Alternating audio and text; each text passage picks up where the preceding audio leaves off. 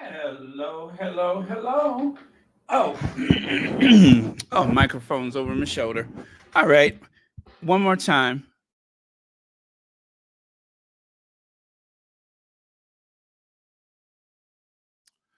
Hello, hello, hello. Welcome to Royal Sussex Live. Welcome, one and all. Thank you so much for being here. Let me see. Lydia Washington was here first. Paula Girl, Caroline, Pinky H. Yeah, Pinky H. Nithalando Niandini, Peace and Joy, Sonia Johnson, Carlene Beckford, Vaughn, thank you. Let me see. Did I say Mary H? Anyway, and a host of friends and others. Well, good evening or good morning, whichever applies. Hi, golfing mom. Okay, now, no, okay, let me take that away, and I got that ready. Cool. All right, let's get into it then. So, um, well, yeah, okay.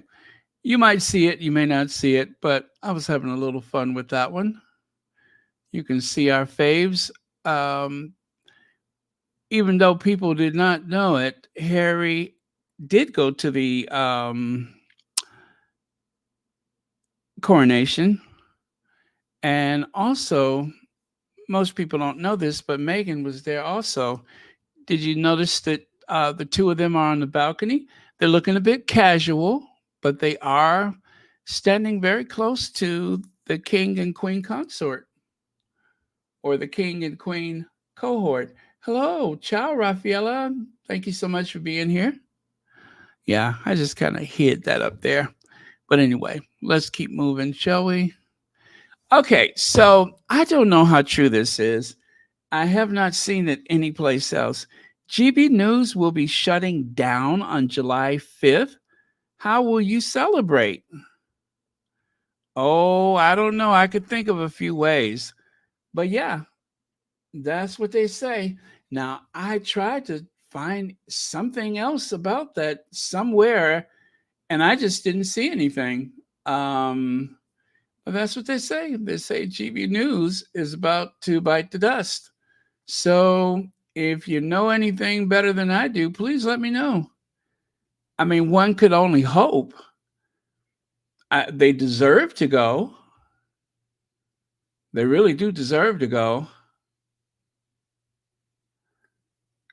Hmm. Oh, really? Okay. But yeah, I would be very pleased if they suddenly cease to exist. It would only be right. I don't know how they could possibly be making money. The thing is, I don't know how they could possibly be making money, especially with their brand of what they're calling news. I don't see how that actually um, well, it's, and of course, it's not just the quality of the content, it's also the fact that to hire a staff like that for essentially a YouTube channel, a very souped up YouTube channel, I just don't know how that's profitable. And it's the same with Talk TV. They can't be making a lot of money not to have as much staff as they do. So I don't know. I don't know. Maybe there is a business model that I just don't have any knowledge of. The ratings are low.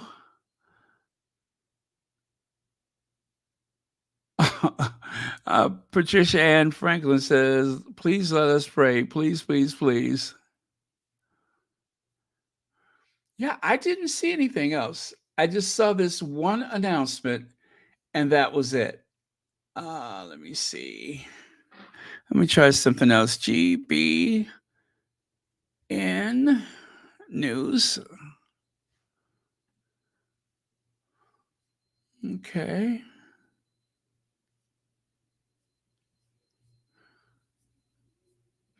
Yeah, I don't. I don't see anything else for it.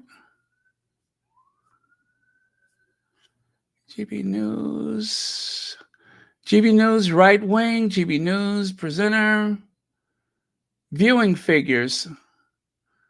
The channel reached a monthly average of 2.7 million people last year. That's actually not good. That's not a lot for them. Is GB News figures increasing? It has seen off better budget rival Talk TV. Okay, so Talk TV is doing better, I guess. Is GB News making money?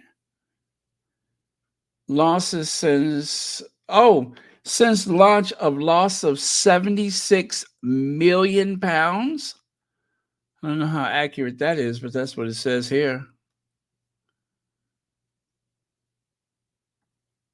Okay, BBC is still, of course, the most watched channel over there.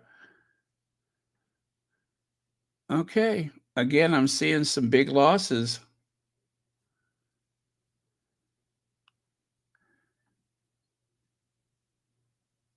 Okay. It says here the proof Britons are turning their back on BBC. Nah, that's propaganda right there. Well, anyway, let's hope it's true. Let's hope it's true. Let me see here. Yeah, I could not find anything. March the 5th, they say they post loss of 42 million pounds.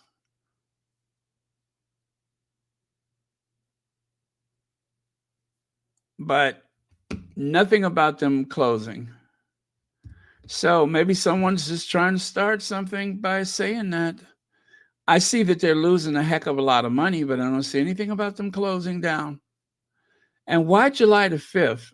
I mean, that is the day after the elections over there, right?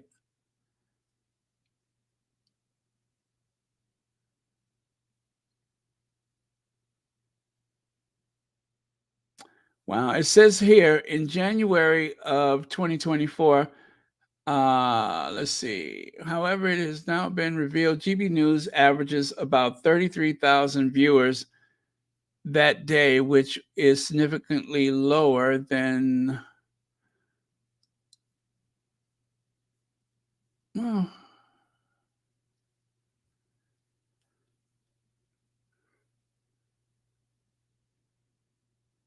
I think they were talking about for the new year.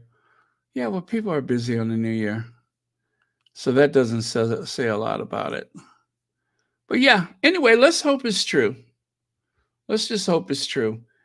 Let me check the comments and see if you all have anything about that. Okay.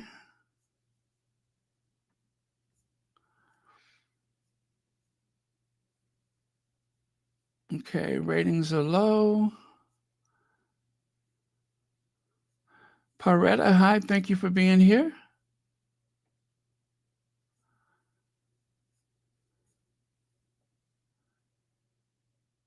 Okay. What is that? Francia Mosley says.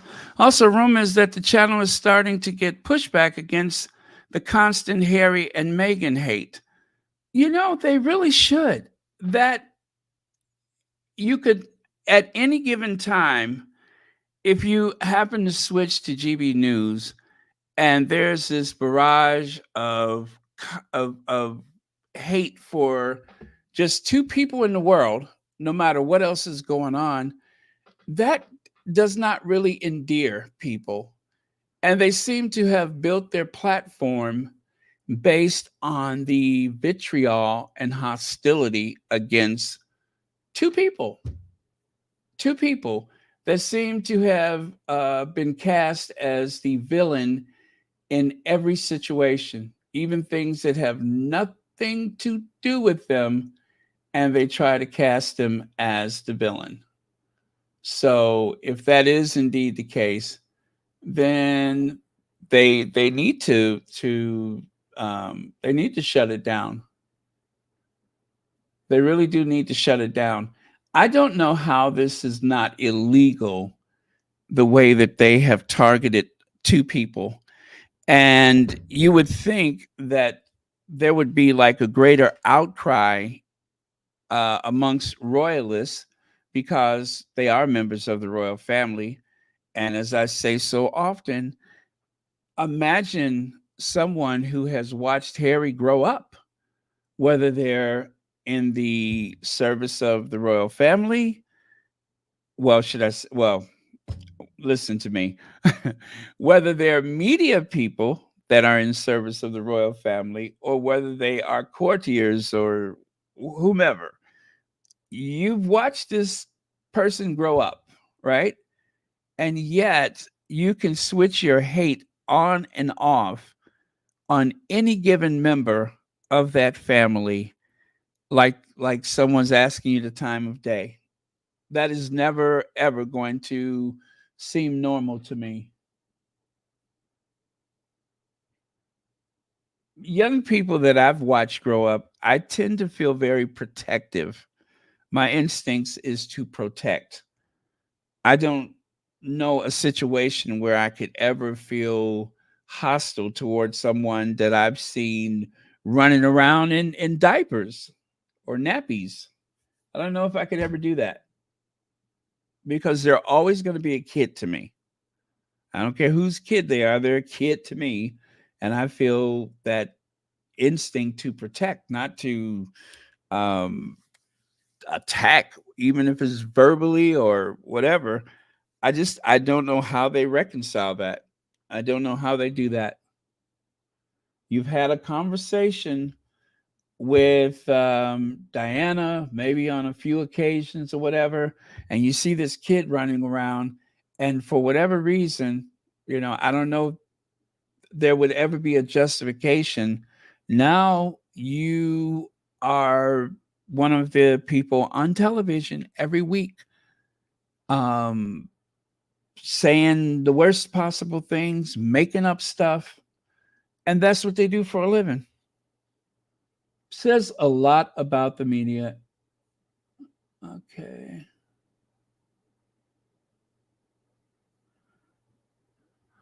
Well, that's good to know. That's good to know. And there's an element of that here in the US when it comes to Fox News. Nobody outside of a certain demographic look at it as legitimate news because even though the market share may be higher for Fox News, and now what's the other? I forget the name of the news channel now. Newsmax, I think it is. Even though they may have the largest portion of the pie, there is a ever shrinking demographic of people that actually watch those channels, whether it's through cable, which is dying, or even streaming it through whatever means, which has been watered down because there's so much competition.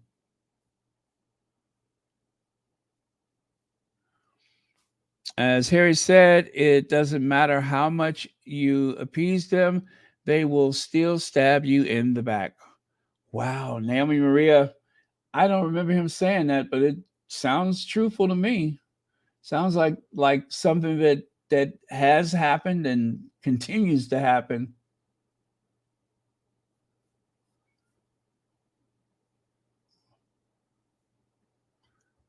Bink says Fox is licensed as an entertainment channel, and versus news network, they get loopholes. Yeah, that's unfortunate. And it's just like those morning shows, the Today Show, and of course the morning chat shows like The View. People still gather news like that, even if they don't call themselves news, even if they're not branded as news at all. But it seems to be some form of politics and such every place you go. And a lot of people, especially close to the election, they find themselves glued to certain programs like The View or, you know, whatever show. The Chat. No, what is it? No, is it? What was the one that Sharon Osbourne had that? Don't you dare cry. You better not cry. You don't you dare cry. Yeah, remember the Sharon Osbourne meltdown? You better not cry.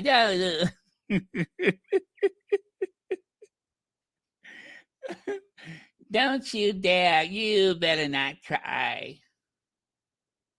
Don't you dare cry. Yeah, that show. I mean, she wouldn't even let her get the words out of her mouth. You better.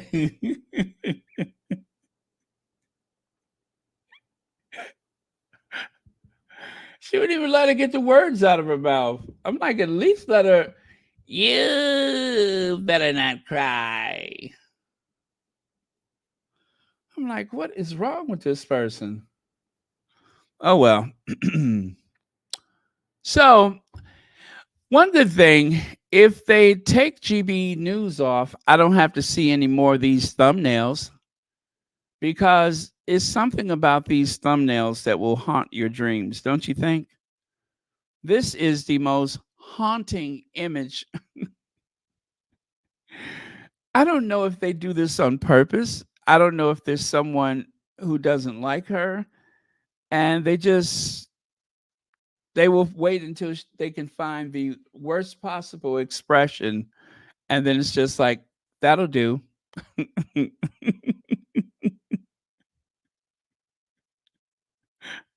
That'll do. Yeah. So anyway, if we don't have to see any more of these thumbnails of what is her name? Kinsey Schofield, that is a win in my book any day of the week.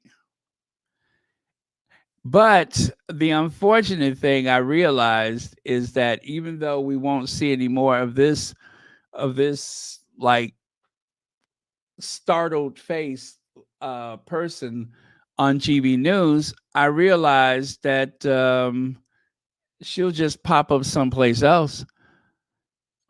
And of course, I do believe that that is the love child of Tammy Faye Baker and who knows who else. But I want to tell you something you do not want to hear in the state. The conversation is Harry and Meghan need to apologize and need to move on. I'm sorry, move back to the UK, said LA based royal expert Kinsey Schofield.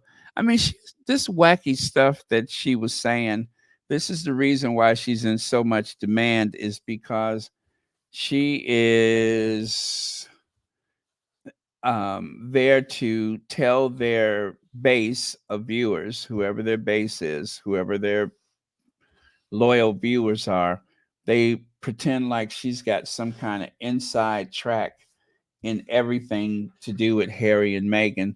This is a real come down from her days of the red carpet reports and those types of things. Now she literally just does this crazy stuff. But I still believe that um, Tammy Faye Baker put a child up for adoption, and clear. I don't need DNA testing. Clearly, that is Kinsey Schofield. They wear the same makeup. They have that same startled look on their faces, and yeah, a chip off the old makeup case. Yeah, as I was saying, she would just pop up other places. Don't forget, she also appears on Talk TV. So they'll just have more of her there instead of the other place. So, yeah, it's unfortunate, but she'll just pop up someplace else. So that's okay, long as we can get her off of television eventually so that she can learn some manners or maybe learn to put on makeup.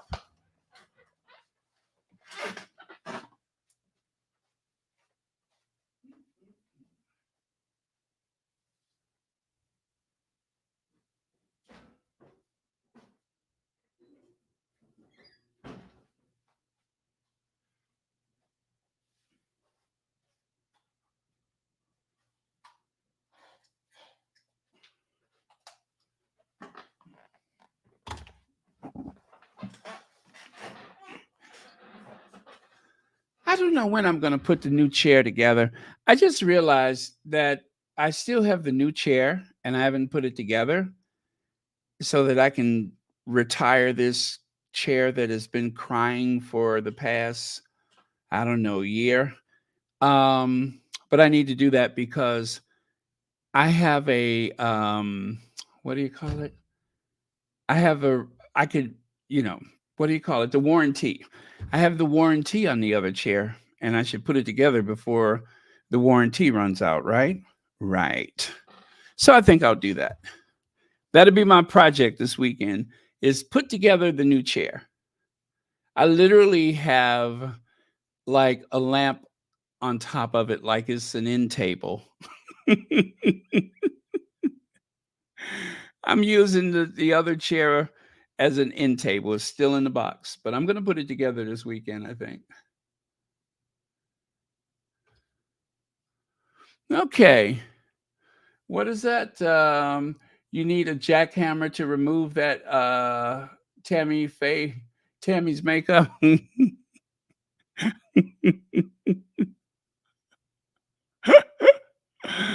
uh that's a new one. I like that though. I like that. uh okay. So I got a little soundbite for you guys. This is about the royals and their appearance at the D-Day. Also, well, actually, it's not. It's about the protest of the Trooping the Colors. Oh, there we go. Yes, it's about the protest of the Trooping the Colors. I can see your true colors shining through. I can see your true colors, and that's why I love you. So don't say a word. True colors, true colors. And I can see your true colors shining through. Okay, there we go. I got it. They were meeting real heroes who had put their lives on the line whilst... Anne in Hertfordshire, hi. Yes, good morning. Is your TV on, Anne? Because I don't want to go through that again. I just think it's awful that these people want to protest at such a prestigious event. I love to watch it. I'm a pensioner now. I'd love to be able to get to London to see it, but I'm in a wheelchair now, so I can't. Leave things alone. These people should all be locked up, or if not locked up, they should be put in the army. Give them something to do, something productive, and they'll stop ruining our country. Graham, there we are. You should be in the army. Well, we have hundreds of ex-services in our membership. Some of them will be down there protesting. They get quite tired of the royals wearing ranks and medals that they haven't earned. I thought it was particularly telling at the D-Day celebration, or commemorations, I should say, last week, when they were meeting real heroes who had put their lives on the line whilst wearing medals which they got from their mother and grandmother for simply being there when she celebrated 60 or 70 years in the job. Now, it may be that the caller you just had, Anne, was it, I think, loves this pageantry. Yeah. A whole bunch of other people don't love it. And a lot of people think that the monarchy is disrespectful to us, that the monarchy is disrespectful to us, spending hundreds of millions of pounds on their big parades. It's £250 million by some estimates for the coronation, whilst we're in a cost of living crisis. So I think that clearly in a democratic society, we don't lock people up or put them in the army. We allow them to protest and oppose an institution which is not accountable, which is, in my view, corrupt because of the abuse of power and money, albeit not illegal, and a king who has questions to answer about things like, cash donations from Qatari business people. Graham Smith of Republic, thank you very much. And thanks to our caller, Anne, and all our other callers. Okay, so don't forget, the weekend, they're going to have the Troop in the Color Saturday. And Graham Smith, is that his name? Yeah, Graham Smith. And a bunch of other people are going to be there to protest. Right now, we don't know how that's going to work out because the police, the Met Police, are not cooperating with their right to protest. So that means that there may be some pushback. What they were hoping to do was to coordinate with the police, like they were trying to do last time, so that they can find a place to exercise what they say are their rights to free speech. But yet the Met Police is pushing back and do not want to give them the opportunity. So it's going to be interesting to see how that works out. Let me see here. 2, 3, 4, 5, 6. Okay, let me go back 6 days. And otherwise, I think he made a very good point about the uniforms, how absolutely tacky that is. Well, he didn't say tacky, that's my words. But yeah, he was speaking about the visit to France. And of course, where are we here? There we go. So as you can see, Charles showed up looking like a dictator. He even had that little baton that you hold, like some kind of field marshal or something like that. And there is a military officer there holding a wreath, but he is a military officer. At least I hope that's what he is. I don't think he's a sovereign of some nation, but yeah, it's really in bad taste. And one of the things that we have in the US, which I think a lot of other countries follow, is that the chief executive, the head of the nation, the highest person, in our case, the president, is a civilian commander of the armed forces, right? And of course, the other person that has that ability is the Secretary of Defense, which is Lloyd Austin. He's also a civilian, even though Lloyd Austin has a history of military service. He is not going to appear in a uniform because he is a civilian now. He's a civilian, and that's the only way he could serve as the Secretary of Defense. Followed by the highest ranking military person, who is the chairman of the Joint Chiefs of Staff. So that's how it works. And I just think it's refreshing, not even refreshing, necessary for everyone to just show up dressed in their, nice clothes and leave all that military stuff at home. There's not going to be a day when Charles is going to make an appearance on the battlefield. So how he chose that particular color, I don't know, but it just looks ridiculous. It really does. It looks ridiculous. He doesn't have combat service under his belt. So leave that crap at home. Save it for the portraits. Yeah, save it for the portraits. Leg says, oh, wait, how come I can't bring you? Okay, there we go. Lex says, why was Charles and Camilla there? Or why was Rishi? You can't have a head of state and a prime minister. Yes, I was wondering about that. The other countries only have their prime minister or head of state. That's it.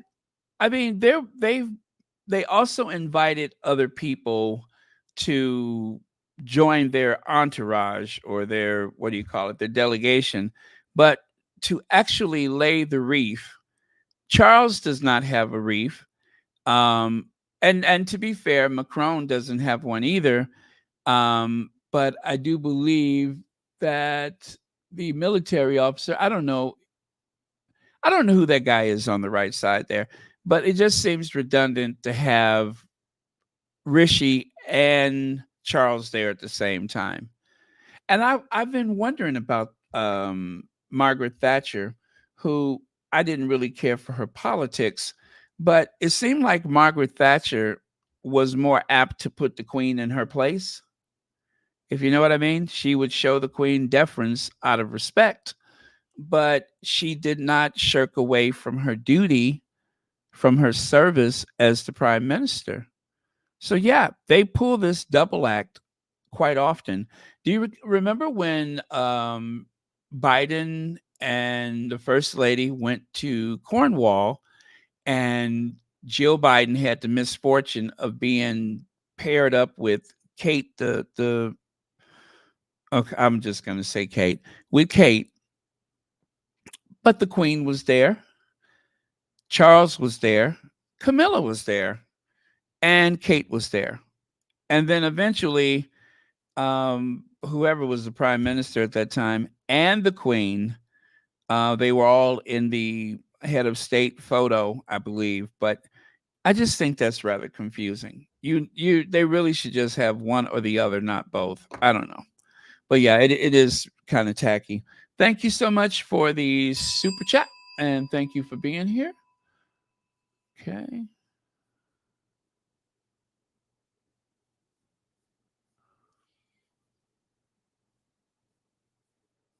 Okay. Too much drama and hate going on, and all the scandals within the last 70 years when Elizabeth was queen. Yeah, they used the queen. They used Queen Elizabeth. They used her to bolster their own person. When I say they, I mean anyone who was in service to the royal family, especially the courtiers and such, or even the government, who's ever the government in power, um, Tory, Labor, whoever. They will also use the throne to leverage power. It is very good for that. They use the throne to leverage power.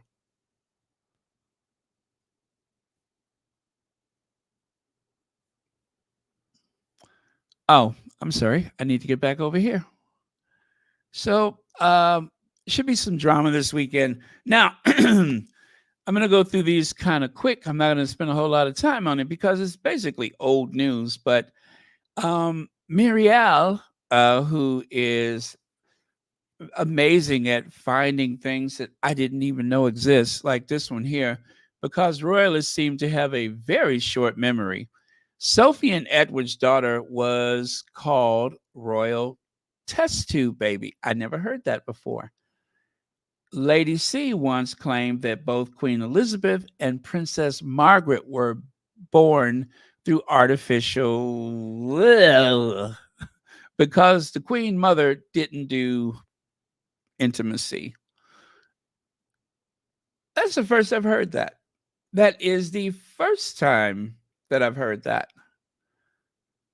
I don't necessarily believe that the thing with the Queen Mother is true, but one of the things that caught my eye is Lady C, who has said some of the most abominable things, or written some of the most abominable things about the royal family without any regards as to whether it is hurtful, and in some cases, whether or not it's true.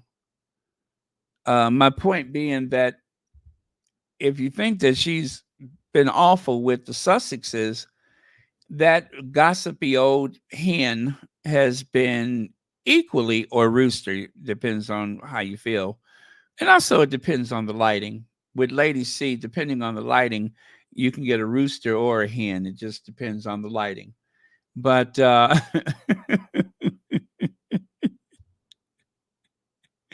let the shadows fall where they may, right? But anyhow, uh, she has said some really dodgy things. I I mean, just let me see. Oh, let's see. Oh, it's been a while. Hold on. Hold on. I'm not going to look at it. I want the element of surprise. There we go.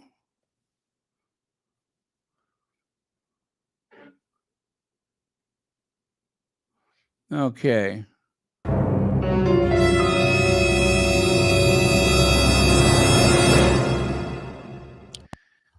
I, I, Queen Elizabeth II, ruler of the United Kingdom and the house with the most red carpet, do hereby declare enough of the red carpet already. Jeez, Queen out.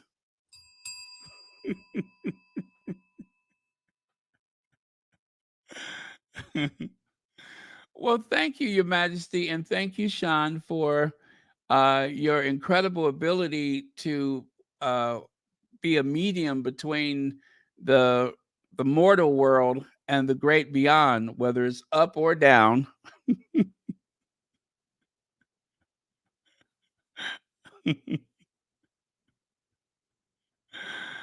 Whichever direction she went. Thank you so much for that. Yes, it's been a while since we heard from Her Majesty. 1992, a year which I shan't look back upon with undiluted pleasure. It was a horrible anus, a horrible, a horrible, horribilis, bliss. 1992. And of course, my favorite image of the Queen, the one that they have used on 1,000 thumbnails.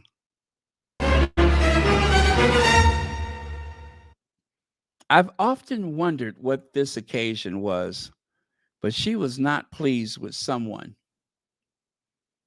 Okay. All right. So now the articles, these are the articles. Royal test tube baby. Now,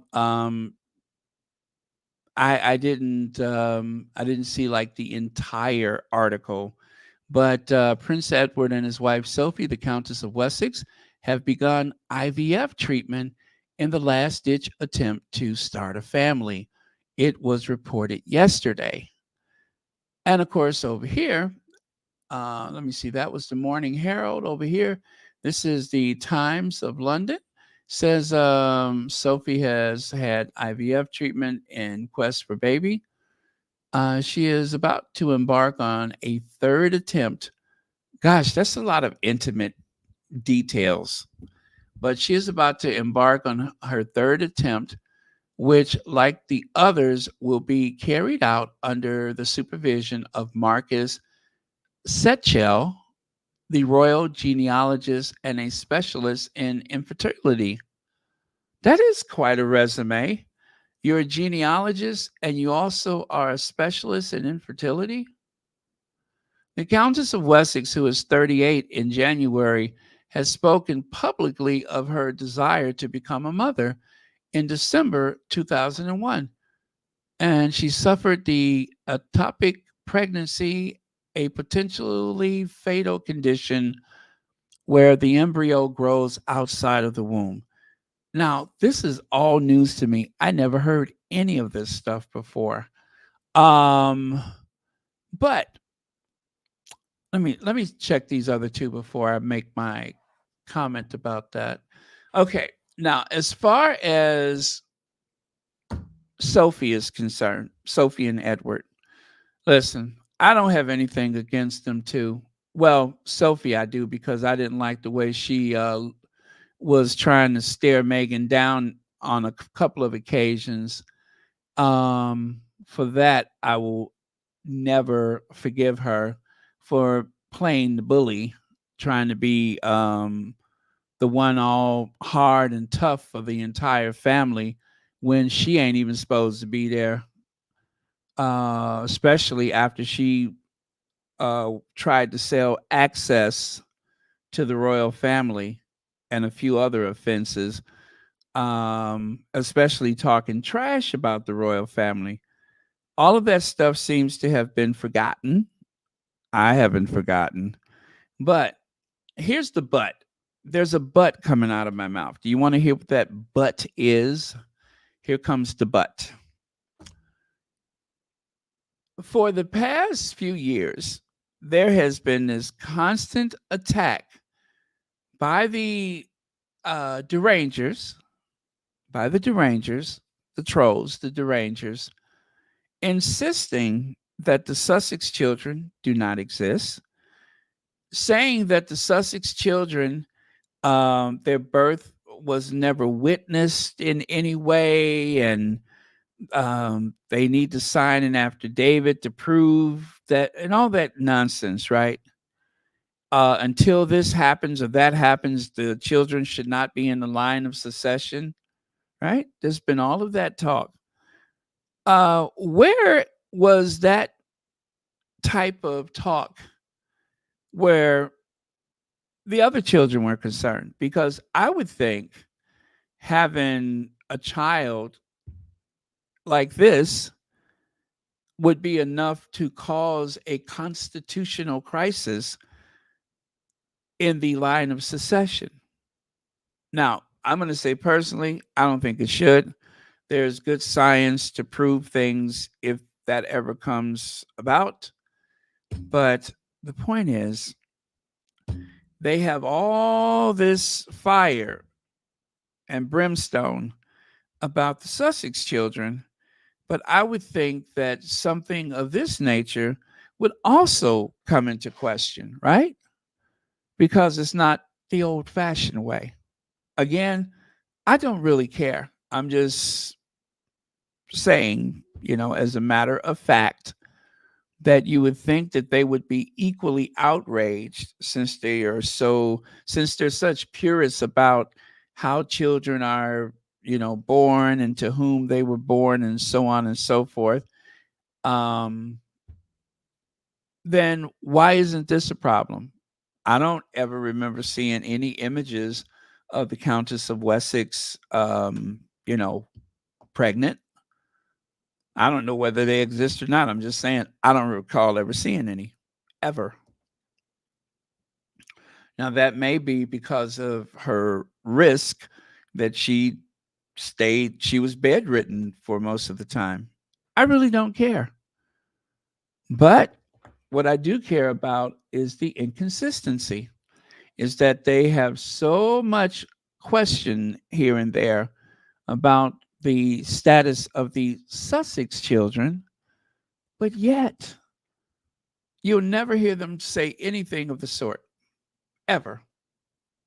I even remember I told you the other day, someone was saying in the chat or in the comments, oh, well, when Sophie's daughter turns whatever age, they're going to take that Sussex title from Harry and Meghan and they're going to give it to her. Ha ha ha ha.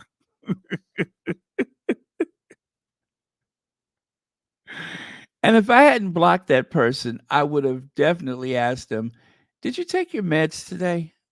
Did you bump your head? Because you ain't right. But yeah, so that's all I wanted to say. Just wanted to, you know,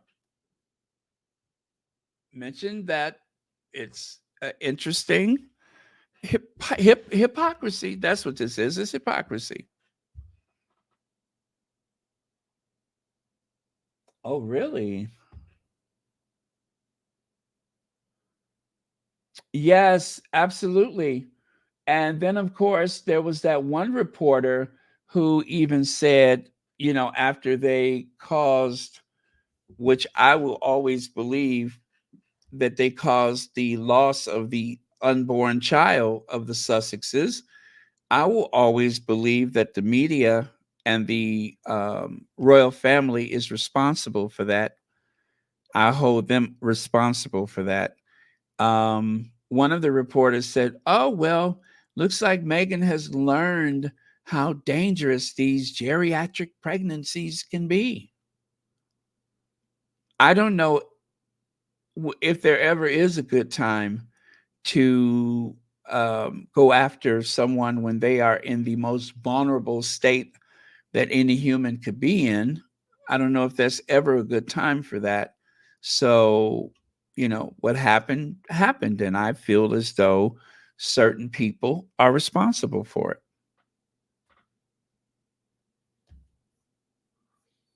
Okay. Yeah, exactly. That is, and that is not going to go away. That is not going to go away. When they feel that it is okay to do so, then you'll see that popping up as a tabloid story for sure.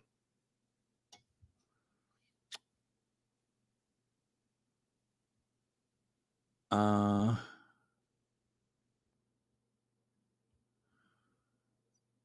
I don't know, Marshar. I don't know. Which, by the way, I'm glad you said that because there was someone who sent me an email saying that they haven't been able to comment. I have to remind you that there is a 1 week delay. You have to be subscribed for 1 week before you can comment. So this person said that they had, what do you call it? They had unsubscribed and subscribed on a few occasions trying to fix the problem. But that's not going to fix it. It's only going to make it worse because you just set yourself back another 7 days. So if that person is listening, please do not unsubscribe again. Give it a week and then let's see what happens, please. But yeah, I don't know. It could just be a glitch in the system. I'm hoping that's all there is. Because as far as I know, I haven't heard any other people saying that they've been having problems with their channel. I know a while ago there was a lot of mysterious things that happened, but I'm just going to be very hopeful that there's nothing like that going on right now.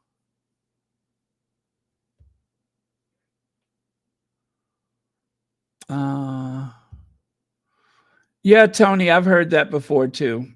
I've heard that before too. So yeah, it's interesting that that they have been, you know, attacking the, and of course this has only been the derangers for now. It hasn't been from any of the actual news papers or anything that I know of. So, and let's hope it stay that way. And for that, let's just hope that the other people will realize how useless this type of conversation is, and that they would just stop doing that. Because I'm just more concerned about how that appears to the children in the future. And the reason why I say that is because Harry wrote about that in the book. This long standing conversation about whether or not Charles is his father. Now, one of the worst people on the planet, Paul Burrell, said that the math does not show any type of favor to an alternative story. Um, Diana did not meet that other person until long after Harry was born. He said the math just doesn't work. The dates um, does not work. It does not connect at all. And he could make plenty out of it if he wanted to sit there and say otherwise. But so far, he hasn't, even though he's said some pretty disgusting things. But so far, he hasn't. And given how close he was to Diana, if anybody would know what her diary was like at the time, her calendar, who she met and such, I think he would probably know better than anybody. So let's just assume that that is all there is to that. Yes, Legs. Birtherism UK edition. Exactly. When there is a child of color, when you're dealing with non-white, non-European, start the birtherism, which is exactly what Trump did to, what is that lady? She was a governor, and her parents are from India. Nikki Haley. He started doing that with Nikki Haley. Well, I'm not sure she's really qualified to be president.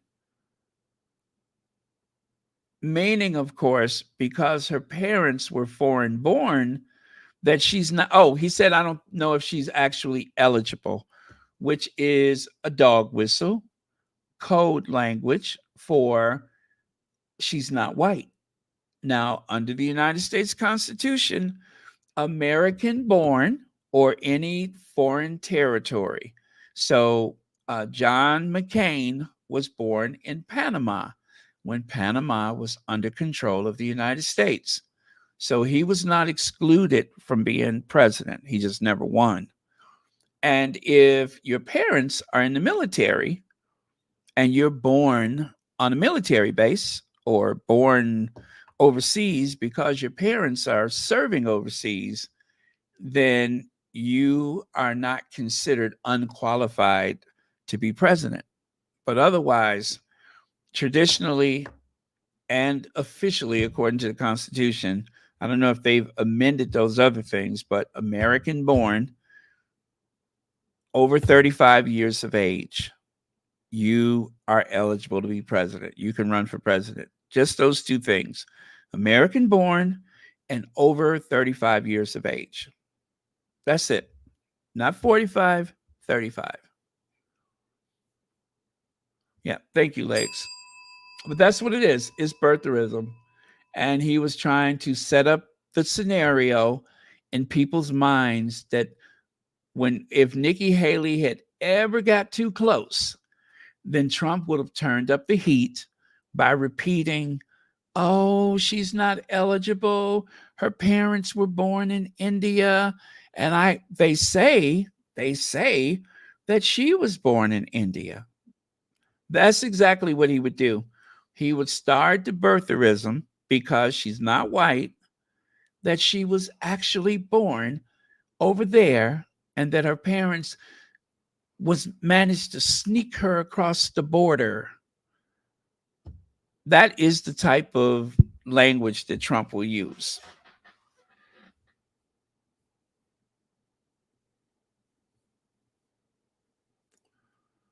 Let's see. B10 says, Barron, when Diana met that guy, they say that Harry's father, Harry, was already a little boy. Exactly. Also, the guy has a full head of hair. Harry also looks like a lot like Philip, except for being a ginger. Yes, all of that is true.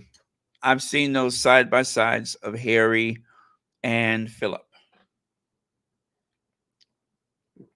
And also, at certain angles, you can see the resemblance of Harry and even Charles.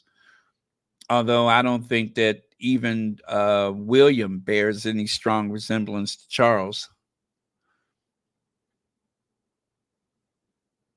Okay, let's get to this one right here. Queen was born through artificial insemination, new outlandish claim by royal biographer. And over here, Lady Colin Campbell made an astonishing claim that launched her biography of the Queen Mother. Said the Queen Elizabeth and her sister Princess Margaret were not conceived naturally because her mother didn't do intimacy. In the book, which has already been dismissed as based on gossip and hearsay by those close to the royals, she alleges the Queen Mother preferred not to partake in certain aspects of marital life. Not if it means she had to put her drink down.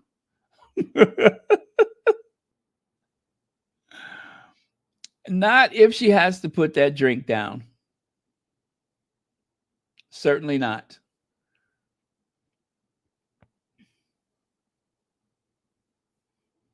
Oh, Raffaella Bertoni says, let's see, B10 Power True, cookies.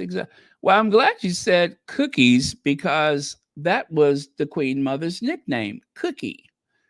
Because I believe also in the book at the time that Lady C said that the Queen Mother's actual mother was not of Scottish origin, that she was actually a French cook. That in those days, if there were infertility problems, that they would just find a donor mother, a surrogate mother who wasn't, just a surrogate. She actually conceived the child, and they would just hide her out until the child was born and call her whoever. So that's what they were saying about the Queen Mother. And they said but I'm going to say this though. They said the Queen Mother was very evasive about her birthplace. That I heard is that she didn't like to talk about that.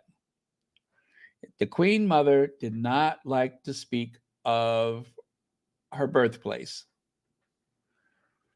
So I don't know if that means anything to anybody, but who knows? It might be true.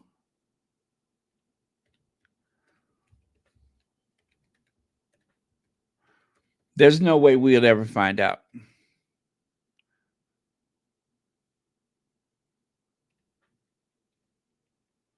Let me see here.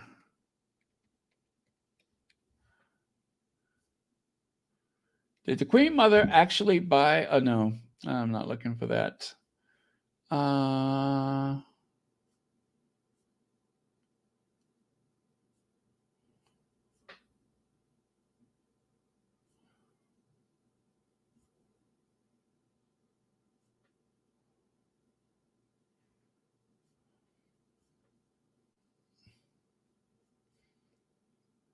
I'm sorry, I'm still here. I was just looking at something.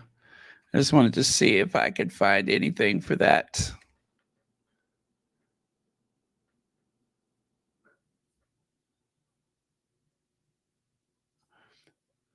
Claude Bowles Lyon had actually been in Scotland when his daughter was born and didn't arrive back for several weeks. Didn't arrive back for several weeks. Okay.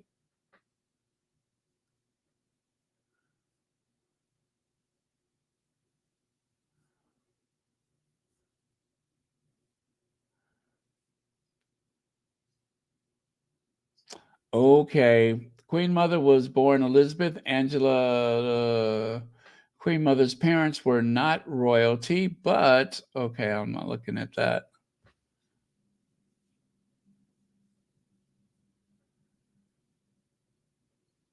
Okay. Oh, here we go. And this is from Hello Magazine. The Queen Mother passed away, blah, blah, blah, blah, blah, blah. Current monarch, blah, blah, blah. According to website Royal Central, even the Queen Mom herself wasn't sure of her birthplace. The site reports that during preparations for the 80th birthday, a Clarence House press officer asked the Queen Mother where she was born, to which she replied, London. This was said to be the same answer she gave in the 1920s when she got her passport. Perhaps due to the absence of time of her birth, but unsure the birthplace recorded the wrong location, or maybe since she was possibly born in an ambulance, it was simpler to just put the family home address. Huh. Perhaps, like I just said, it says here, perhaps we'll never know the true birthplace of the Queen Mother, but what a story. Huh. You know where she was born? On the coast of France, the coast of Calais. She was born in France. That's so cruel. Let's move on, you guys. I don't like where this is going. I'm just kidding. You know I don't care. Hey, Church Nelly. Okay, so Muriel again. Sarah Ferguson tried to sell access to Prince Andrew. No big deal. Sarah Ferguson used her royal connections to make money. It was a good decision that prevented her from starving. All is forgiven as long as you have the right skin color. So she actually was talking about the same thing yesterday when she saw that Carol Malone article Remember, I saw that yesterday and I had a few things to say about it. Well, I just happened to notice that similarly, Muriel, was on the same page as I was. And again, this is not to drag up, old business about Sarah Ferguson. That's not the point. But the point is the hypocrisy about who's forgiven and for what, that you can have all of these other people that seem to have the best access they've ever had in their lives, and Harry and Meghan are being what do you call it, qualified as some type of pariahs of the family. Just not fair. It is not fair. Sarah Ferguson is back in the royal fold, and here's why. It's the best move by Charles. But when she tweeted about it, let me see. Can you see the tweet? Let me see. Nope, that is not the actual tweet. Well, anyway, in the tweet, she pretty much said, "Better Sarah is back in the fold than Meghan Markle." That was what she said in so many words. And that is what triggered me. And then, of course, she said some more negative things in the article, which I'm not going to share because I don't want to give it a breath. But she says even some more negative things in the article. And of course, the only way she can get people to actually read the article based on her tweet was to mention Meghan. And then buried in the article is a couple of offensive things about Meghan. So, in other words, business as usual for Carol Malone. Now, I got another soundbite for you. Yes, that is the one I have dubbed Piranha Face. Piranha Face, um, where do I get these names from? Anyway, Piranha Face, um,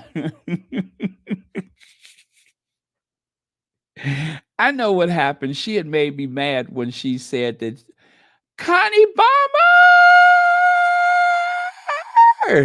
Hey, Connie Bomber. She had made me mad when she said that Diana knew about. I mean, not knew, but told her that it was okay that Camilla was going for the gold and all that kind of stuff. You know that whole thing. I'm not even going to go back into that because that's only going to make me mad again. But she was trying to help build a case for Camilla so that the public would be more accepting at the coronation. And she dragged Diana's name into it, saying that she had a conversation with Diana, and Diana felt as though Camilla paid her dues. Not yet, but in due time. I hope. I hope. Okay, so let me get this one going.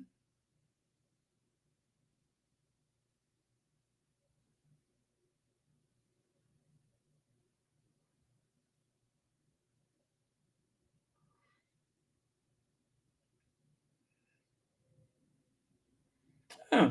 You know what? Did I not save that one? That is so weird. I thought I had it. Oh, Lord. Let me see.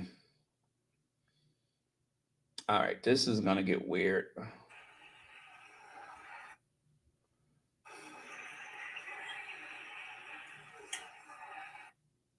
Okay. Give me just a second here.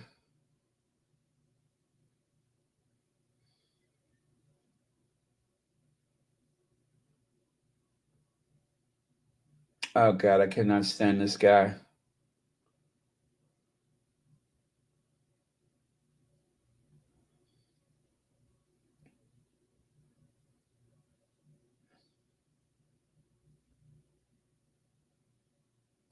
Hanging around, nothing to do but frown. Rainy days and Mondays always gets me down. Okay.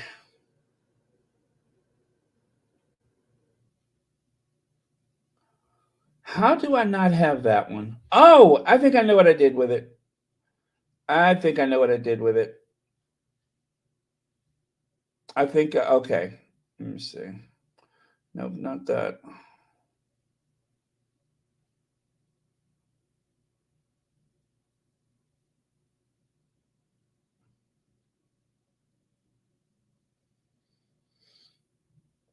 Nope, not even close.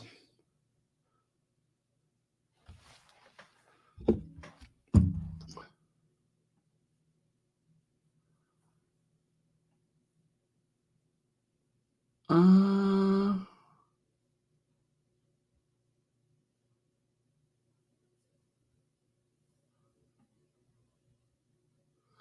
rescue me, and I'll be in your arms. Just rescue me.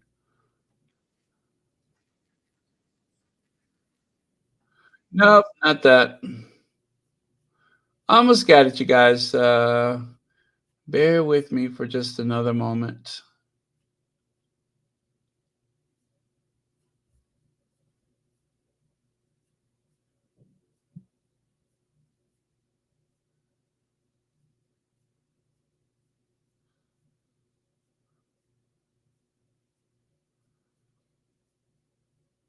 Oh, and I thought for sure I had that one all queued up.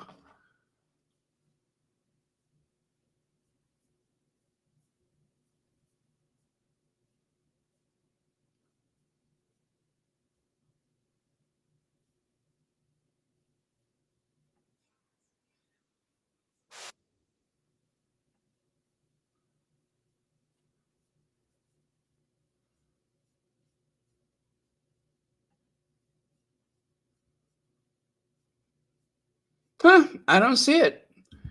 And I know it's right there. Oh, there she is. Yes, I didn't save it. That's why. That is why I did not save it. Okay.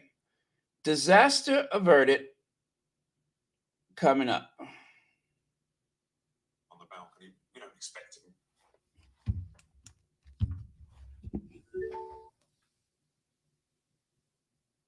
That this is the future of the monarchy.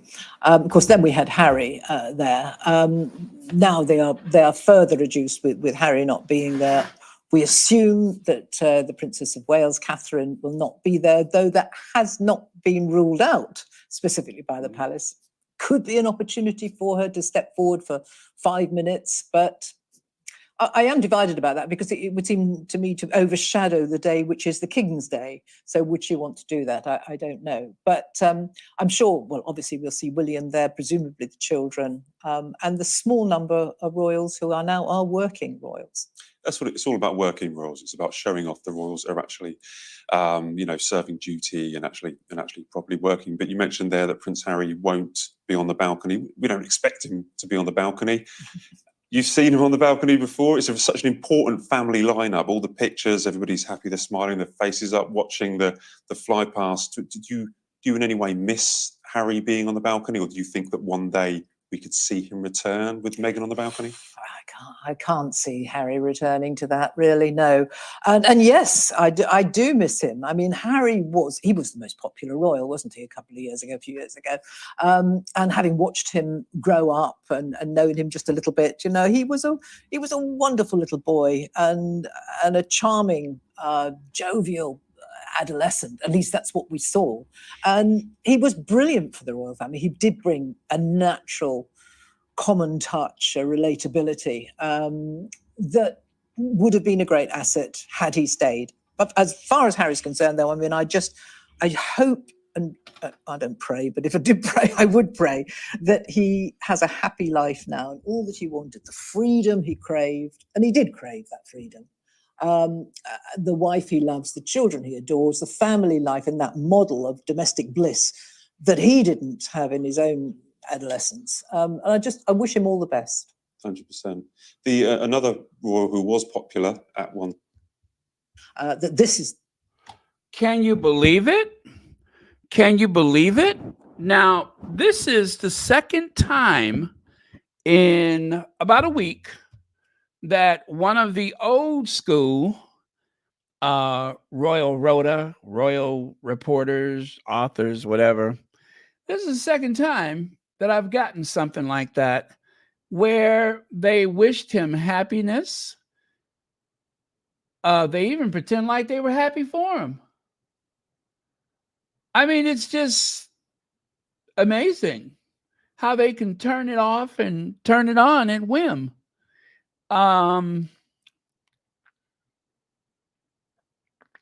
She's a monarchist, obviously, a royalist, and all of those things, but that was pleasant, actually. Now, the guy, he's a real stick in the mud, and he's always trying to provoke otherwise. But if there was more of that instead of the blatant hostility and lies, things would be different. But as long as the airways are blanketed with the talk TVs and, of course, the GBN, and, of course, Pierce Morgan reigns supreme every day on Good Morning Britain, that type of thing is just, it does so much damage to a person's public image. Not Meghan's character, because there's nothing wrong with her character. She doesn't have a character flaw, but they insinuate that she does. They insinuate that she's this evil, menacing person, and they've done a very good job of telling certain people that are, racist and white supremacists anyway, telling them what they want to hear. They've done a very good job of that. That is what they sell on GB News. That is what they sell on Talk TV.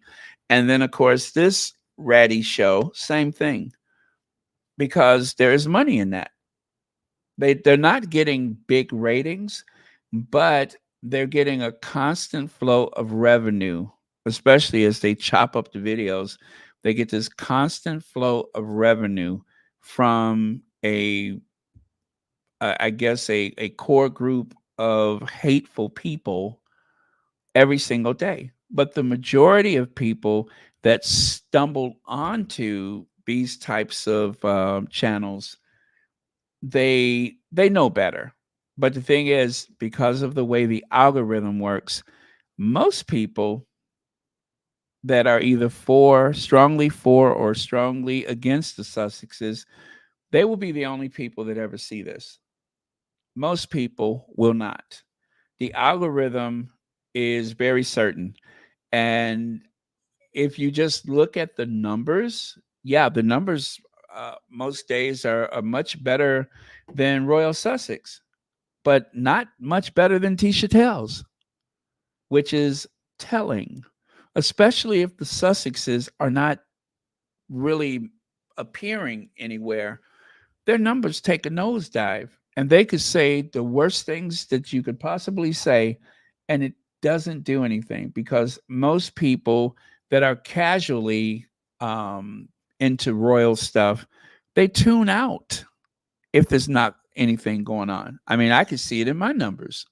If there's a lot going on, then averaging about 22,000 a video, 22,000 views per video. If there's nothing going on, sometimes 16, 17, it lingers around there. So that's pretty universal. That is pretty universal. So if the Sussexes are in Nigeria, everybody numbers go up. If the Sussexes are at home working on their projects, everybody numbers go down. So they're not getting big numbers. They're getting these people on there, but Jeannie Bond's not making a lot of money from this appearance. She's not making a lot. It's a 9 to 5 for them. They have to do this every day to make sense out of it. Otherwise, they default on their mortgages. Connie Balmer, Thank you so much for being so supportive to Royal Sussex. Thank you so much for, of course, the super sticker and especially my year's supply of Ricola. Thank you so much for that.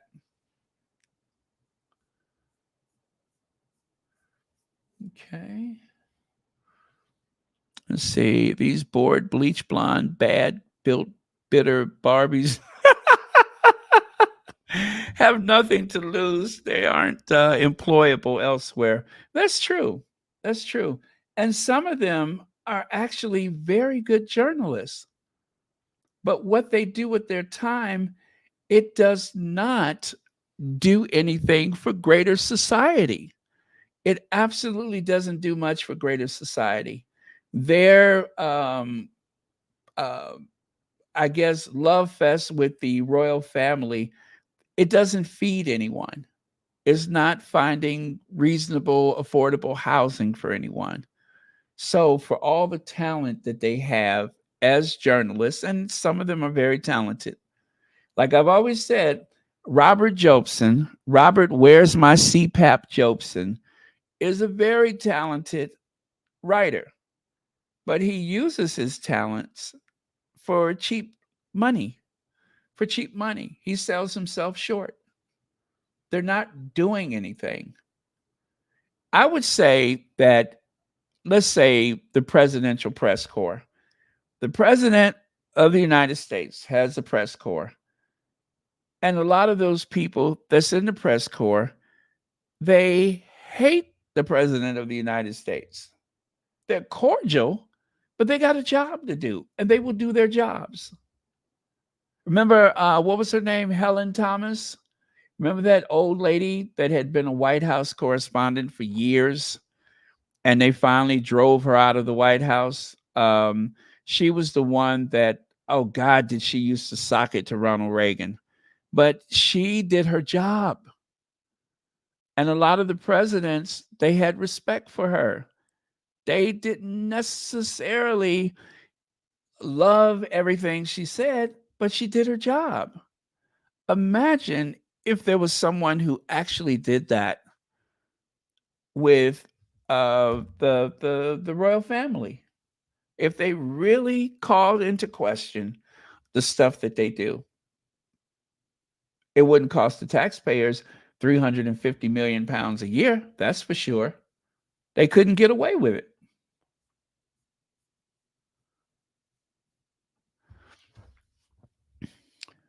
Schofield is Pierce Morgan's mouthpiece. I'm sure she's on his payroll. He ain't hardly got enough money for himself, though. But she's on the payroll. She probably is um, getting, shall we say, compensation from some other sources.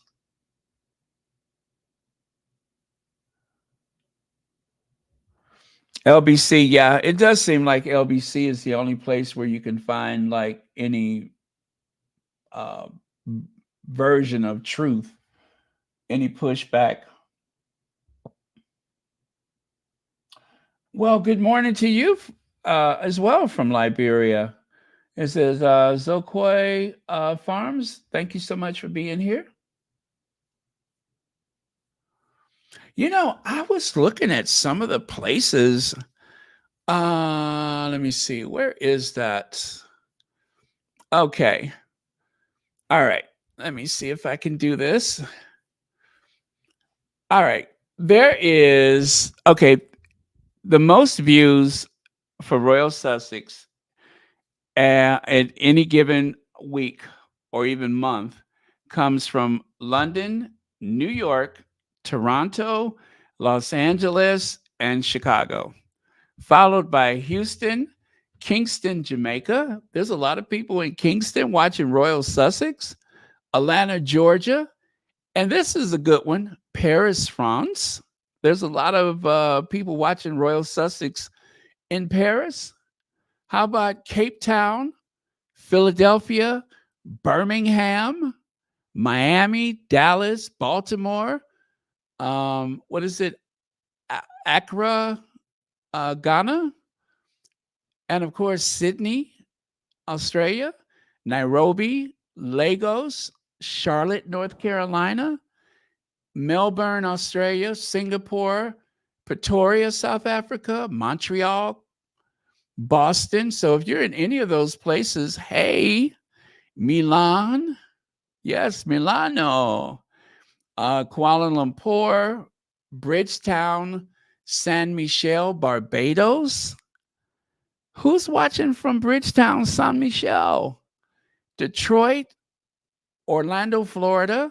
I'm sorry, Detroit. Who else? San Francisco, Dublin, Ireland, Las Vegas, Brisbane, Nassau, Hong Kong, Washington, D.C., Brampton, Ontario, and what's it? Quezon City Metro. Oh, Philippine. Quezon. Jakarta, Indonesia. There's somebody watching Royal Sussex in Jakarta. Calgary, Canada. And Chennai, I think it is, Tamil Nadu, India. Ottawa, Canada. And Mississauga, Kuala Lumpur. No, I'm sorry, Kampala, Uganda. Colombo, Santiago, Chile, Memphis, Tennessee, and Jacksonville, Florida. So those are the top 50. I skipped one, I couldn't pronounce it, but that's the top 50 places where there's people watching Royal Sussex. That just blows my mind. But shout out to the Big Five: London, New York, Toronto, Los Angeles, and Chicago. Very cool. Very, very cool. Nigeria, thank you so much. Sussex and Moors in Nigeria.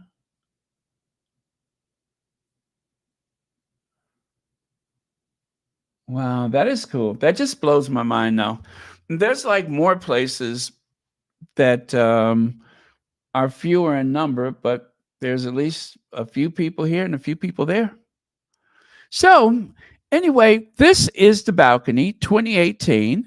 There's Meghan, kind of right there behind Charles and the Queen.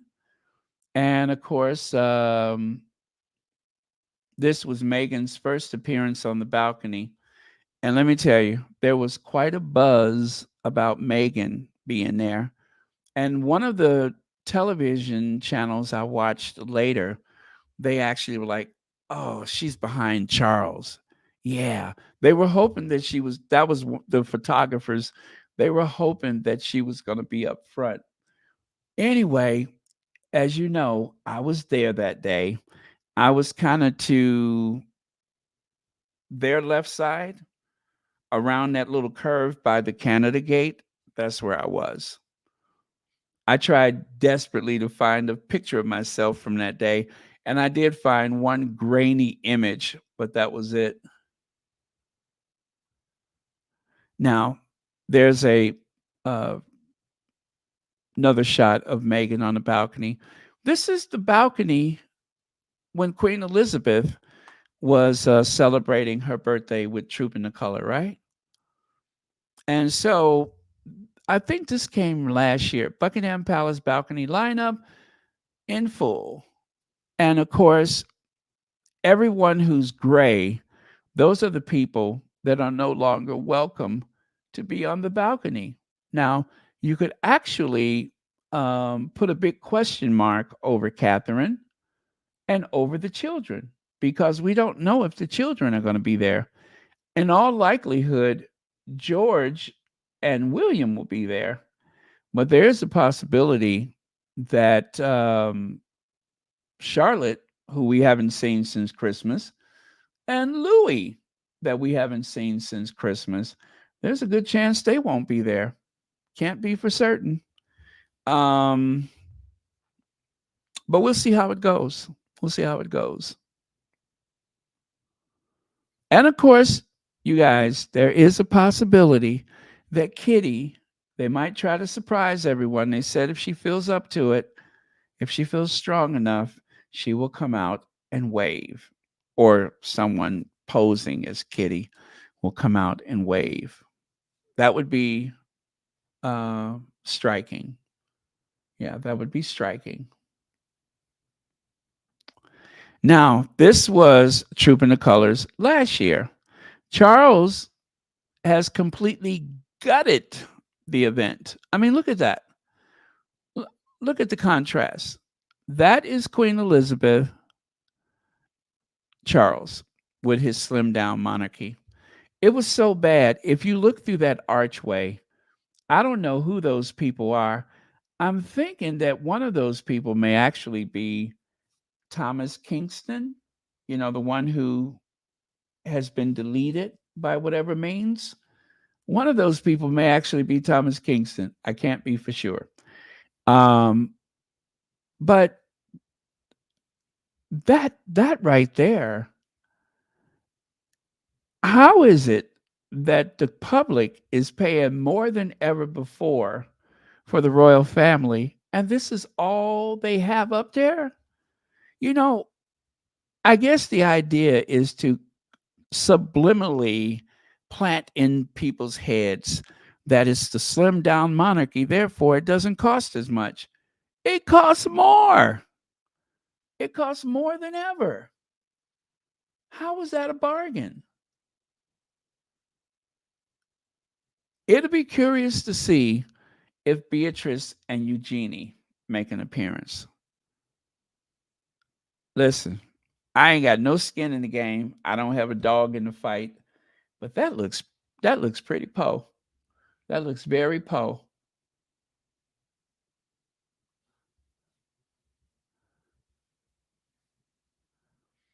Oh, let's see here. When you go live, I love listening to you when I'm getting ready for work. Oh, I'm so glad to hear that. Thank you so much. I appreciate hearing that. I do. Now, Marielle, are you the same as the one that I just shared the information from Twitter?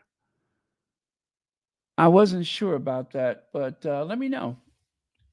If so, thank you so much for all the research that you've done. That has been very, very helpful. Because I tell you, I've seen some stuff from Muriel that I've never seen before. I'm like, did that really happen? And what I love too is that Muriel pushes back in the most elegant way by simply reminding people what the truth is, or what the actual headlines of that day was, the articles of the time. Very, very helpful stuff I didn't even know about. So I love that. Now, King Charles has made two major appointments ahead of the Garter Day on Monday. Two major appointments. And let me see, 75-year-old monarch has appointed former MI5 Director General Baroness Manningham Buller as Chancellor of the Order of the Garter, and Tony Peer, former insurance broker. You mean to tell me the insurance man is master, what is it, master of the horse? Now, I'm not sure what that entails. I'm really not sure what that entails. But does that mean that he has just hired a new secretary for his wife? Is that like a new royal aide or something to help out the queen consort? I'm just asking for a friend. Is that rude?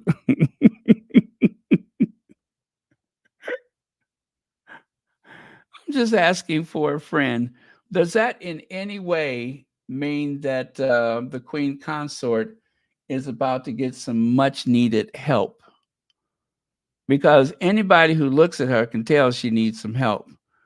The first time I ever saw her, I said, you know what? She needs some help. So I'm asking if anybody knows, does that mean that the queen consort, did they just hire someone to help her? Let me see. Okay. So the office master of the horse dates back centuries. Well, that's interesting because I kind of thought our queen consort dates back a few centuries and was originally responsible for the sovereign's horses. We are still talking about are we talking about anyway, carriages and the historic consequence and travel, what is it, consequence? Travel arrangements. Okay. So that does that mean that he carries her suitcases or what? I'm just asking because I'm not sure. I'm not trying to be funny. I'm just not sure. Um,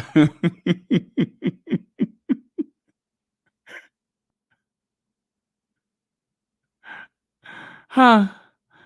I'm not sure. That's why I'm asking. Does that mean he carries her suitcases or what? Let's see. Cynthia Barron. Who are the people? I don't know. I don't know. I don't think I've ever seen a picture that was clear enough to make out who those other people are. I would love to know who they are. Let me see if I can zoom in myself. Yeah, I can't make it out. But I think that if you go back and look at the actual video from that day, possibly. Uh yeah, I don't know. I'm looking at it like all blown up right now, and I cannot tell who those people are. I would love to know, but I can't tell. Let me see if I can stretch that out.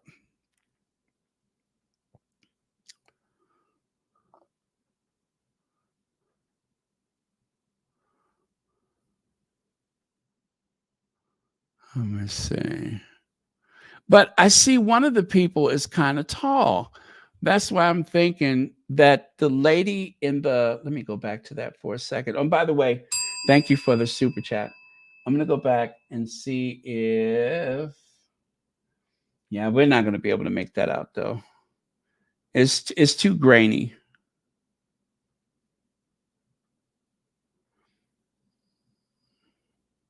Okay, I went back too far, didn't I? There we go. Now, you see there's a lady with light blue on, and there's the guy to her left side, which is our right.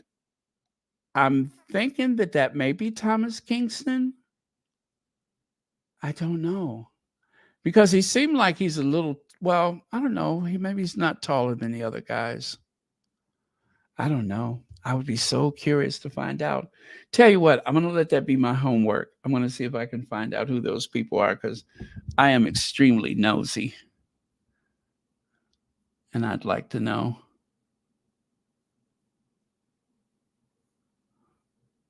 Huh. Yep. Cannot make it out.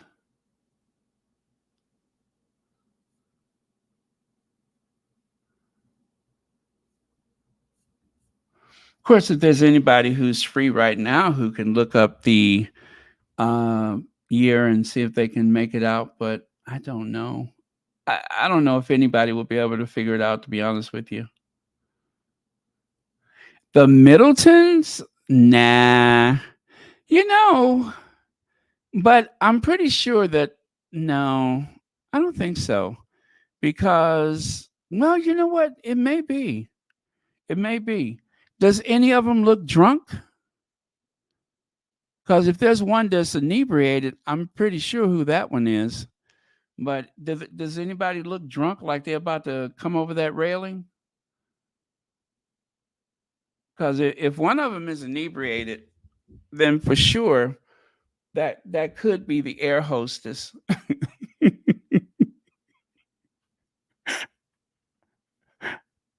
Huh?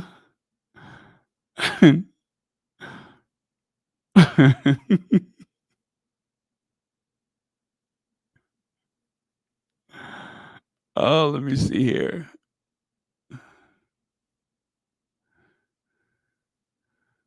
Oh yeah. Thank you so much for your comment. Okay, let's continue here. So right here, King Charles makes two major appointments. Let me see. office of master of the horse dates back centuries. It was originally responsible for the sovereign's horses. And now largely ceremonial, the role remains titular. What is a titular? Remains titular head of the muse. Muse? Royal muse. The master of the horse is present when the royal muse supports state occasions. What are the muse? I thought cows went mew, moo. I didn't know that horses could moo. Since when does horses moo? I thought cows went mew and horses went. I thought horses would do their whinny and that the cows go mew.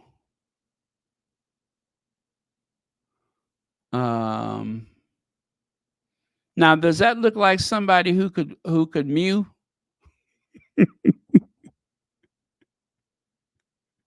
Huh? Does that look like somebody who could mew? I'm just asking. I don't look at her and see anybody that could mew. I don't know what that means, mew. Oh well. Let me keep this moving.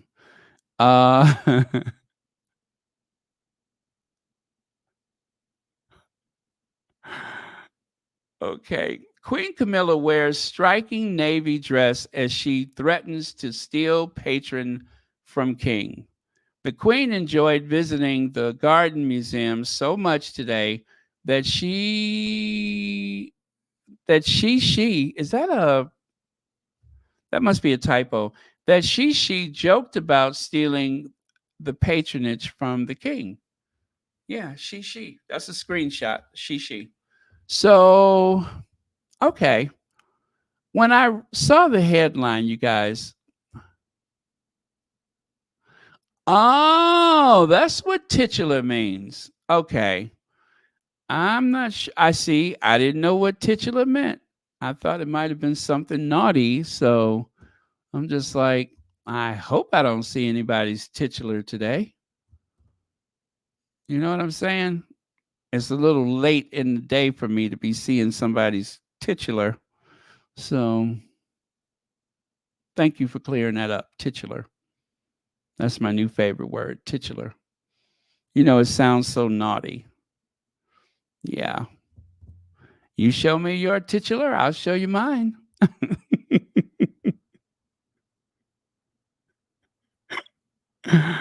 I got to stop coming on so late. I'm starting to get a little punchy and weird. So when I heard that she stole the show, all I could think of was Camilla coming out looking like Kitty. I thought maybe she had went and got Kitty's dress to try to impress people. I said, Lord, please don't let Camilla have went and got Kitty's dress and actually went strutting around trying to impress people. And so I couldn't like wrap my brain around it. So I had to try to create the image using some, Photoshop. I said, okay, what would it look like if Camilla had actually tried to steal the show? Because they said that Kate stole the show. So I'm like, well, if Kate stole the show, does that mean that Camilla went and found a see-through dress?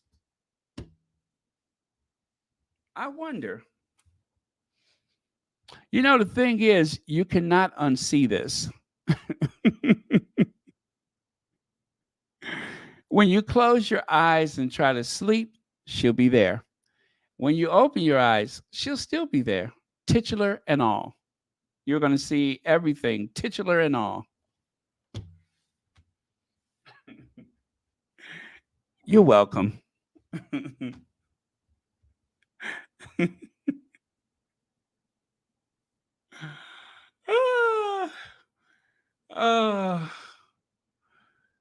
I'm not sure which I prefer, actually. I'm not sure which I prefer.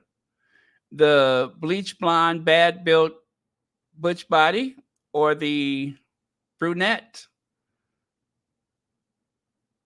You know what?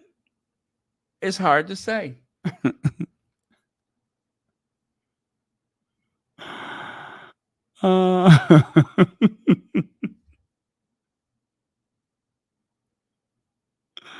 My eyes, my eyes, my eyes, my eyes.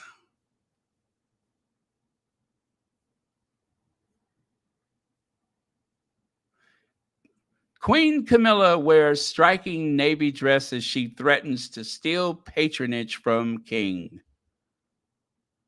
I mean, it's like, whatever in the world could that possibly be about? Well, I'm going to show you the actual outfit.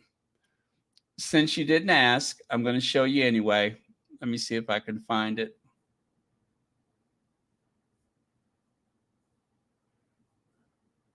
I mean, it's just a navy blue dress. It's nothing, amazing. Let me see. Oh, I know. I know how to do this.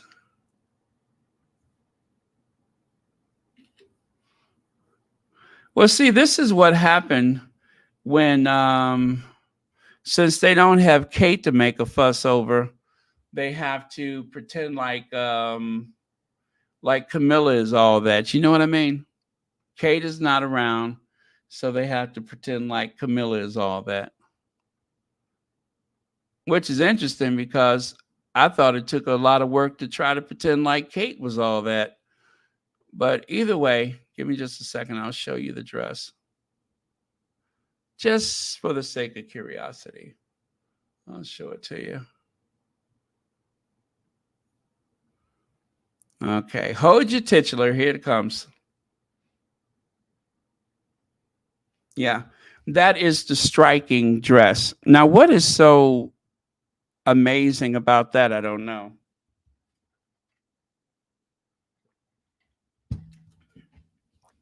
This means that somebody had drinks with Camilla and they felt compelled to write an article making it seem like she was really doing something. That's all. That's all. Somebody had drinks with Camilla and they said, you know what? We got to write a flattering puff piece. But that's okay because I still like my version better. See, there's some navy blue around just above the knee. There's some navy blue just above the knee. So, happy birthday, Nagazi. Look whose birthday it is. She just turned 70. Ngozi. She just turned 70. Now, you might remember the World Health Organization, or is it, no, what is that thing she is? Hold on a second.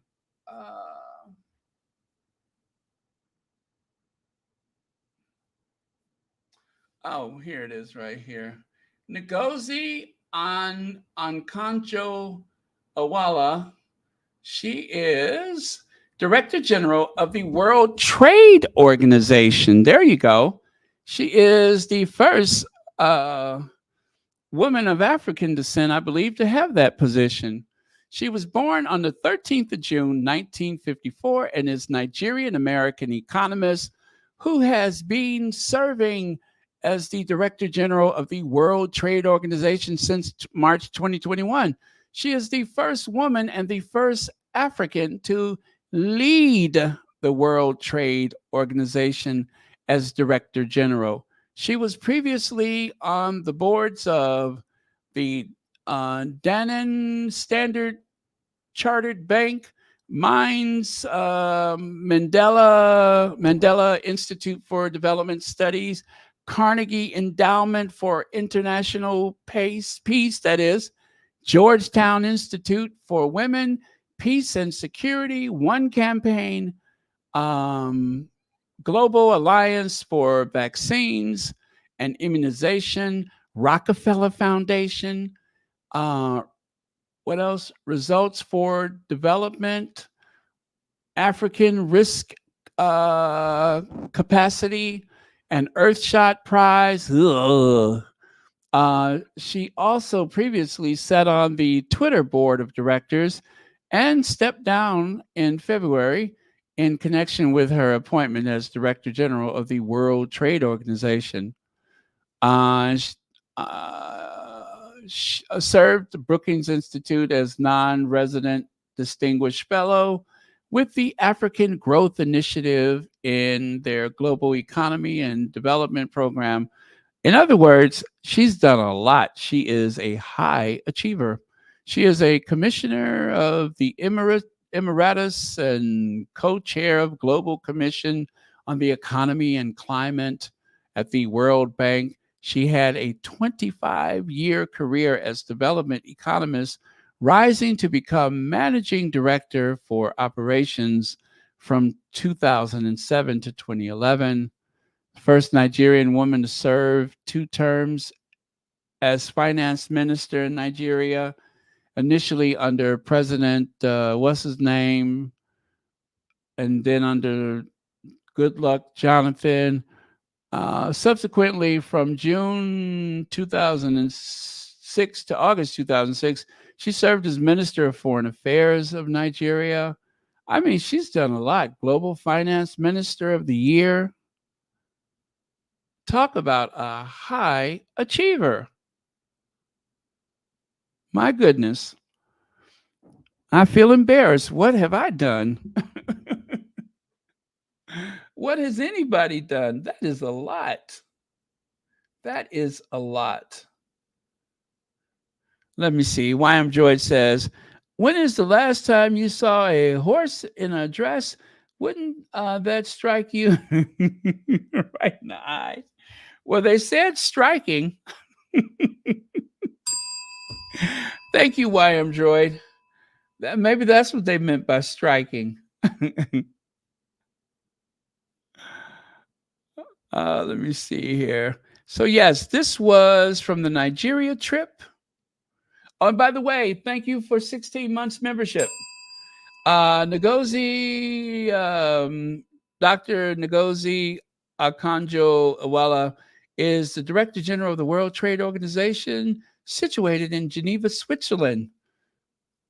She is historically the first woman and the first African to head the WTO. Let's retweet to celebrate. Happy 70th birthday. And you know what? They turned up and turned out for her. Look at this. Look at this.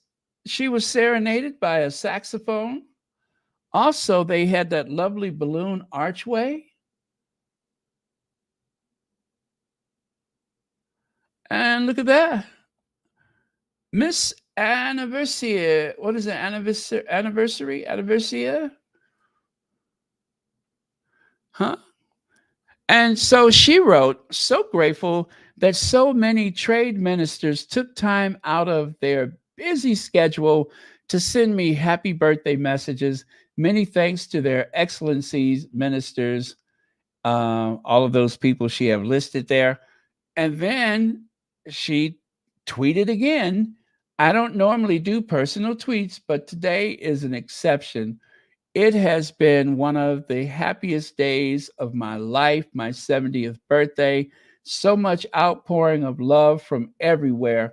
I want to thank all WTO ambassadors, WTO staff, friends, and family. I've never received so many bouquets of flowers. I am getting emotional from all over the world as I have today. Along with good wishes and prayers, I consider myself blessed to have a loving husband, family, friends, and well wishers. All glory and thanks to God. Amen. Amen to that. Isn't this nice? Wait. Look at there. Wouldn't you just, if that was me, I would start shaking. I would probably start shaking.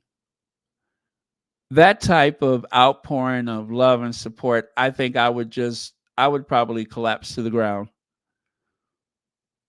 I would spend the rest of my birthday in a hospital. Okay. Thank you so much. Birthday in French is bon anniversaire. Thank you.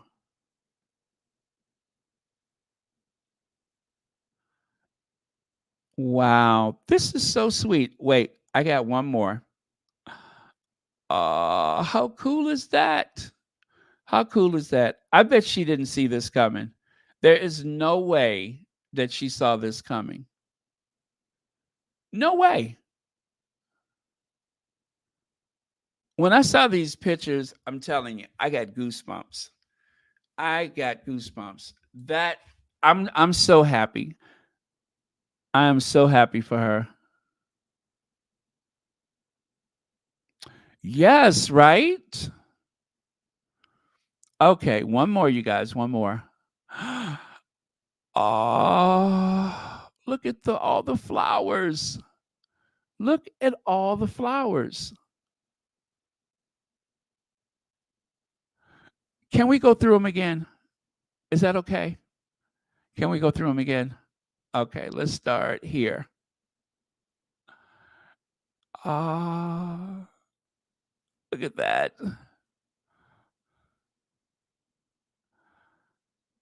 Ah, this is so sweet. I love it. I love it.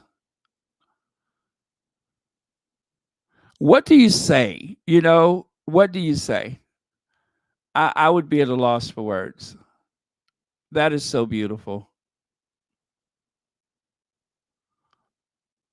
And now she's stuck with all those flowers. How is she going to get those home? How is she going to get those home? I don't know if she drives, but how is she going to get that home? Oh, well, that is so beautiful. I love this for her. I love it for her. I'm going to see if I can find a video for any of this, and I'll share it tomorrow. But so far, I haven't seen any, but it would be really cool if there is. So beautiful. Right? I don't know. I love her. I love her.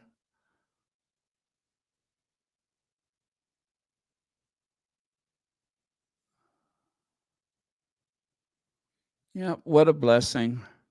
Okay, Kate Middleton and Prince William are very competitive, and their humor comes out when they compete. Royal photographer reveals because they run out of stuff to talk about, y'all. Samir Hussein has followed the royal couple on tours and engagements for years. So, of course, he has some of the photos that he's taken over the years. Let me show you. So, this is the article. This is the article. Uh, is there somebody missing from that photo? Is there somebody missing from that photo? Now, they wanted everybody to get this jovial feeling, this warm, fuzzy feeling about the Cambridges, or as they call them now, the Waleses, the Prince and Princess of Wales. These are some pictures of happier times. God bless them.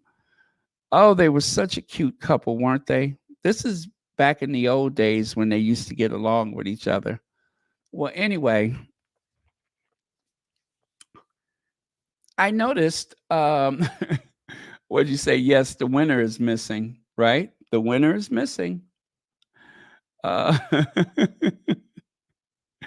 but because this is the Sussex squad and we don't allow them to rewrite history, bam, there you go. There you go. You're not going to get away with that. That's who's cropped out of the photo. That is who they cropped out of the photo. Yes, they conveniently cropped Harry out of the photo. How dare they?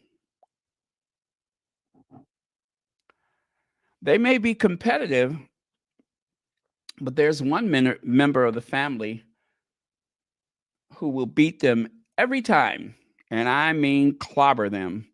There's one member of the family who they cannot touch, who always wins no matter what. And if you remember this foot race, you might recall that Harry was having so much fun outrunning outpacing his brother, that he literally stuck his tongue out. You notice that William is giving it everything he's got. I mean, to tell you, he is huffing and puffing and pushing and trying to launch himself, propel himself down that track, and still he's not going to win. Harry spent, listen, y'all, Harry spent most of the race looking back and laughing. He did. He spent most of the race looking back at William and laughing.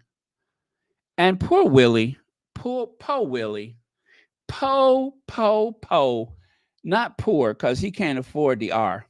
Po Willie doing everything he can, trying to outrun his brother.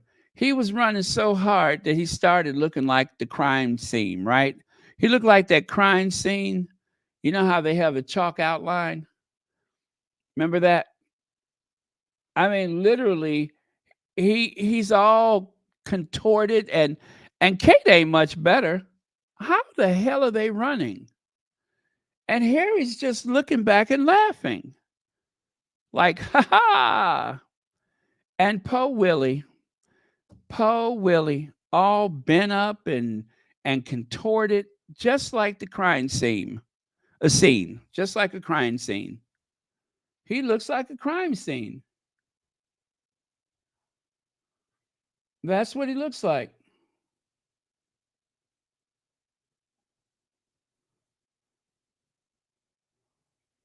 I mean, it's so embarrassing.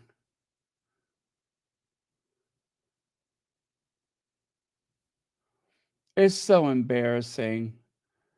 Who does that? Po Willie. Po Willie.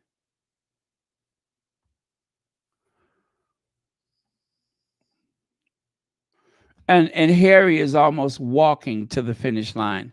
He's just about walking. It's like a, what do they call it? A cakewalk? Oh man.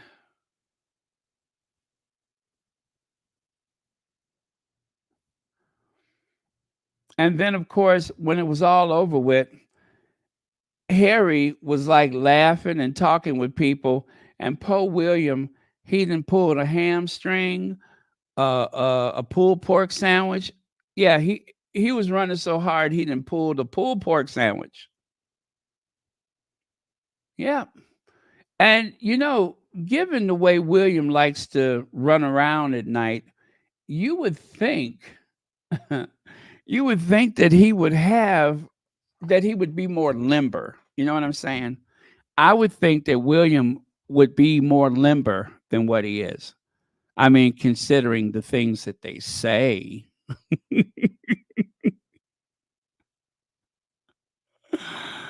uh, uh, considering what they say, I just imagine that William would be more limber, flexible, um, more relaxed or whatever. But no, poor Willie. Everything's all messed up now. Wonder if he ever recovered from that. But I guess that was it, you guys. That was it. I'm done. I thought I had something else, but nope, I'm done. I am so done.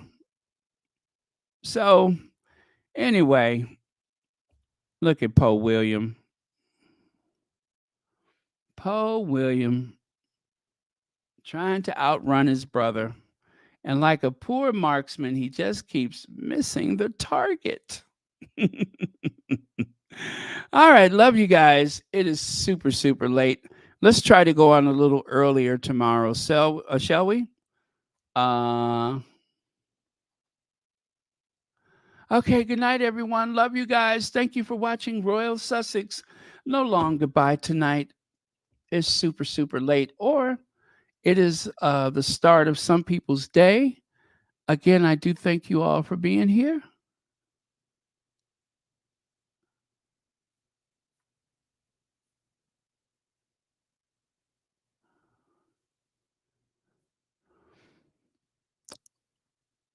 Oh, that's woo.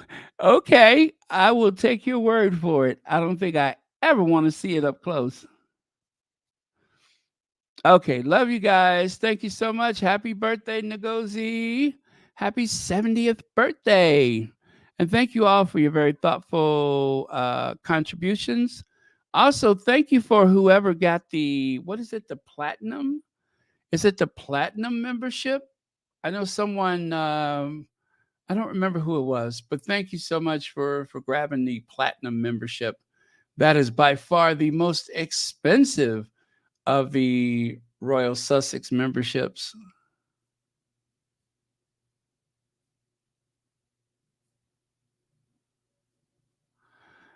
And I haven't said this for a very long time, but thank you all for trusting me to do this work. Let's hope that we hear from our faves soon. But if not, whatever they're working on, I'm sure is very important. And we may not hear from them for a little while, but remember, it's going to be a very busy year for Harry and Meghan. It has been very busy thus far. And Meghan hinted that 2024 was going to be a defining time for the Sussexes. So let's pray for them and wish the best. And, whatever comes out for American Riviera Orchard, have your credit cards ready because I'm going to get everything. I want everything. So, whatever's coming out, I'm going to get it.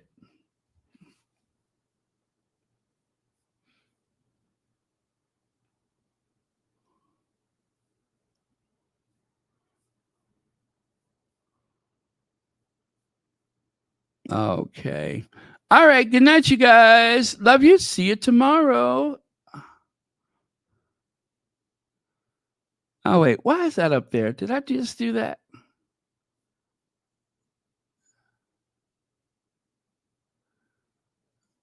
Wait. Oh, I guess I did. Sorry about that. All right.